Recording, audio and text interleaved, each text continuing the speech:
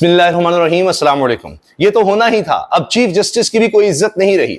एक वक्त था कि chief justice of Pakistan, supreme court का चीफ जस्टिस सबसे बड़ा जज होता था, हुकूमतें हिल जाती थी, लोग परेशान हो जाते थे कि ये हुक्म है, इस पर तो अमल करना होगा।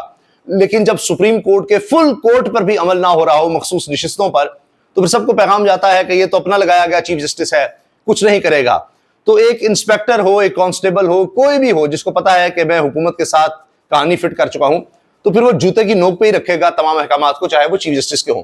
अदलिया ने खुद अपनी तौकीर का बेड़ा गर्क किया है 26वीं तरमीम के बाद। कोई जज इंसाफ करता नजर आ रहा हो, कोई सख्त अहकामात देता नजर आ रहा हो, तो फौरन उससे केस ही ले लिया जाता है। चीफ जस्टिस याह्या अफरीदी की हिदायत भी हवा में उड़ गई। चीफ जस्टिस की हिदायत के बावजूद बैरिस्टर सलमान सफदर की इमरान खान से मुलाकात ना हो सकी। सलमान सफदर बगैर मुलाकात अडियाला जेल से वापस रवाना।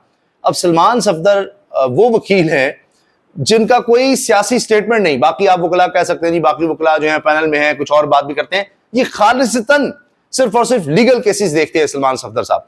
उनकी भी मुलाकात नहीं करवाई गई। चीफ जस्टिस ने हिदायत देते हुए बड़े वसूख से कहा था कि सलमान साहब, आज बगैर तहरीरी ऑर्डर के आपकी मुलाकात हो जाएगी। 9 मई केसेस के हवाले से सलमान सफदर ने मुलाकात कराने की इस्तदा की थी और कहा था कि जी कुछ लिख कर दे दे। चीफ जस्टिस ने कहा, हो मैं चीफ जस्टिस हूं, लिख कर देने की क्या जरूरत है, हो जाएगी, कोई जरूरत नहीं। ये हाल हुआ है। लिखकर भी दे देते तो मुझे लगता है कि अगर सुप्रीटेंडेंट जेल की मर्जी नहीं है और जिनके कहने पर वो ये सब काम कर रहा है उनकी मर्जी नहीं है, तो चीफ जस्टिस करे, कोई और करे, जो मर्जी करे। यहां कौन सा कोई आईन और कानून है कि जिसके मुताबिक चीफ जस्टिस कोई इस तरह की पावर या इख्तियार है। तो ये होता है, जब बनेंगे आईनी बेंचेस बनेंगे तो चीफ जस्टिस तो आईनी बेंच का हिस्सा नहीं है।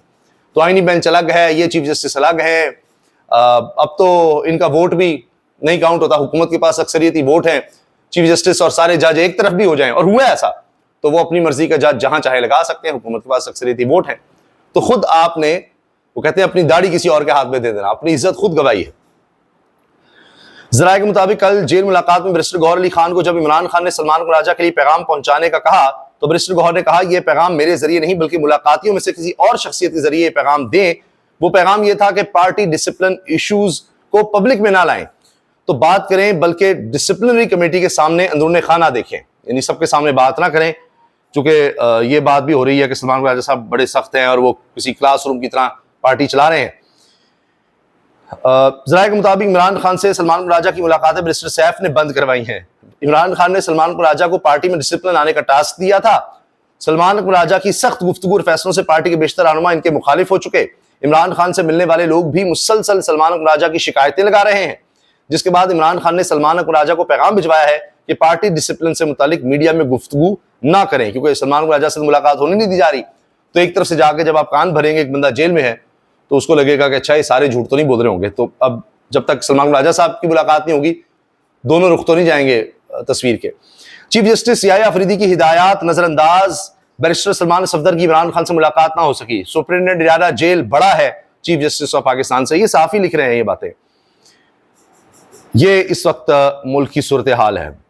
अच्छा जी, आगे आप देखिए कि क्या होता है यहां पर। अब कहते हैं पार्लियामेंट सुप्रीम है, पार्लियामेंट सुप्रीम, वहां भी जूते की नोक पर, लेकिन पार्लियामेंटेरियंस डट गए हैं। अब पार्लियामेंट की पब्लिक अकाउंट्स कमेटी के रुकन सनाउल्लाह मस्ती खेल का कल के मुमकिना बयान के बाद इनके गांव में घर पर से मीटर और ट्रांसफार्मर उतार ले जाने का इंकशाफ। अरकान का शदीद एहतजाज, इजलास मुनक्किद करने से इनकार कर दिया। कल सनाउल्लाह मस्ती खेल ने पूछा था कि वापडा में जनरल क्यों होता है। जुनैद अकबर खान ने यह बयान दिया कि उन्होंने पूछा था कि भाई जनरल ही वापडा का हेड क्यों लगाया जाता है। शायद वो किसी को अच्छा नहीं लगा, इसके मीटर्स ट्रांसफार्मर उतार लिए गए। पब्लिक अकाउंट्स कमेटी में चेयरमैन वापडा लेफ्टिनेंट जनरल सज्जाद गनी और कमेटी अरकान में नोकझोंक। दासू डैम का 4 अरब का प्रोजेक्ट 36 अरब तक पहुंचने पर कमेटी अरकान बरहम।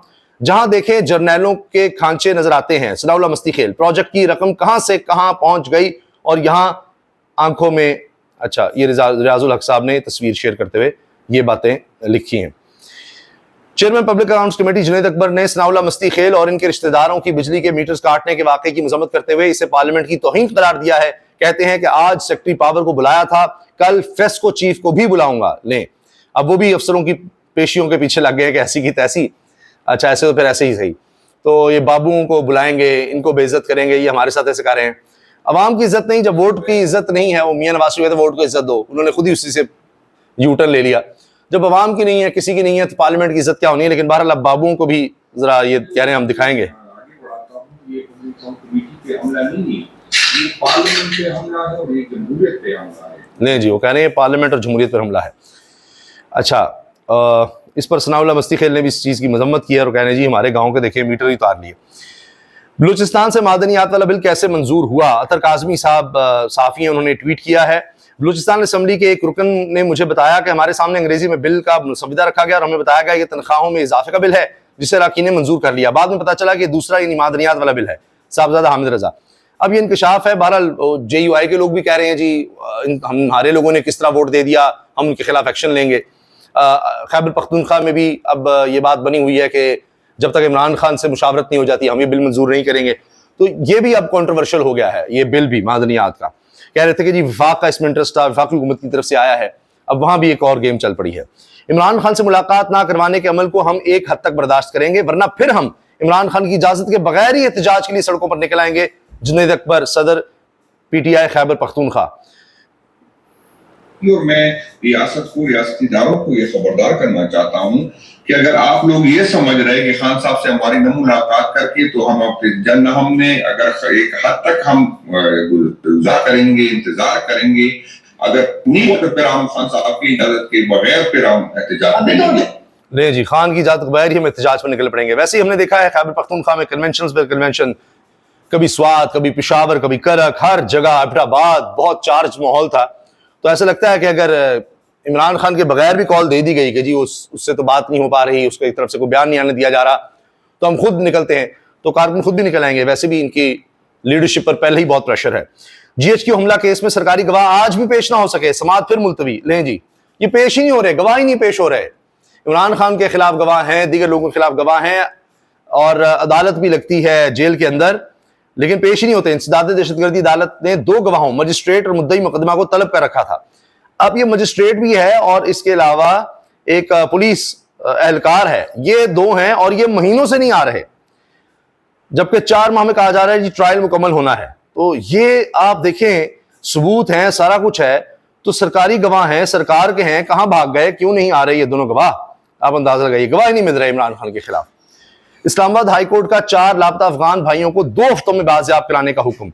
और इस्लामाबाद हाईकोर्ट कह रही है कि जी आप हर दफा ये कहते हैं कि आप बाजियाब हो जाएंगे, फलां से रिपोर्ट मंगवाई है, फलां से मंगवाई है, तो आपको हम 2 हफ्तों का वक्त दे रहे हैं। और ये माँ रोज रोती है, रोज परेशान होती है, जब भी अदालत आने कुछ पता नहीं लग रहा। सब कहते हैं जी 4 सूबों से रिपोर्ट ले ली है, ये कर दिया, वो कर दिया। तो इसमें भी आज यही पेशरफ्त हुई है कि 2 हफ्ते की मोहलत। अराजी खुर्द नैब रेफरेंस में परवेज इलाही की जमानत मंजूर। ये जनाब परवेज इलाही साहब को भी काफ़ी रिलीफ मिलते चले जा रहे हैं और बहरहाल अब देखते हैं कि बाकियों की बारी कब आती है। परवेज इलाही साहब को तो काफ़ी हद तक रिलीफ मिला है, लेकिन बाकी अभी बहुत से लोग हैं जो अब भी जेलों में हैं, जिनमें आप जानते हैं डॉक्टर यास्मीन राशिद हैं, सेनेटर एजाज चौधरी हैं, उनके तो प्रोडक्शन ऑर्डर भी जारी होते हैं, उनको नहीं लाया जाता। मियां महमूद रशीद, साबिक गवर्नर पंजाब उमर सरफराज चीमा और हज़ारों लोग हैं। इसमें एक बात यह भी हुई है कि सनम जावेद साहिबा, उनके हवाले से जब यह आया सुप्रीम कोर्ट में कि जी इनका क्यों रिमांड चाहिए, चीफ जस्टिस ने कहा जी इनका रिमांड क्यों चाहिए, खातून है उसका रिमांड क्यों चाहिए। तो चीफ जस्टिस भी जरा इस बात पर हिले हैं, क्योंकि अब ये सारे जिनकी जमानतें हुई हैं, ये मामला सुप्रीम कोर्ट में चला गया है, तो खवातीन के पीछे लगे हुए हैं। आप अंदाजा लगाइए, कत्ल केस में भी खवातीन को जमानत मिल जाती होती है, एक्सेप्शनल होता है कि जी खवातीन को जमानत का मकसद होता है कल को पता चले कि ये बेकसूर हैं तो फिर खाम खा जेल में क्यों रखा जाए। लेकिन यहाँ डॉक्टर यास्मीन राशिद जैसी बूढ़ी खातून को, कैंसर सर्वाइवर को, उसको भी जमानत नहीं मिल रही। जिनको मिली है उनके खिलाफ भी सुप्रीम कोर्ट में हुकूमत चली गई है, वहां से जरा एक कम से कम रिमार्क्स तो सुप्रीम कोर्ट के चीफ जस्टिस के ही आए हैं कि जी औरतों के साथ अभी आप उनका भी जिस्मानी रिमांड आपको चाहिए, किस लिए चाहिए, क्या करना है आपने। तो ये वहां पर भी रिमार्क्स सामने आए हैं अदालत में। इजाजत दीजिए, अल्लाह हाफिज।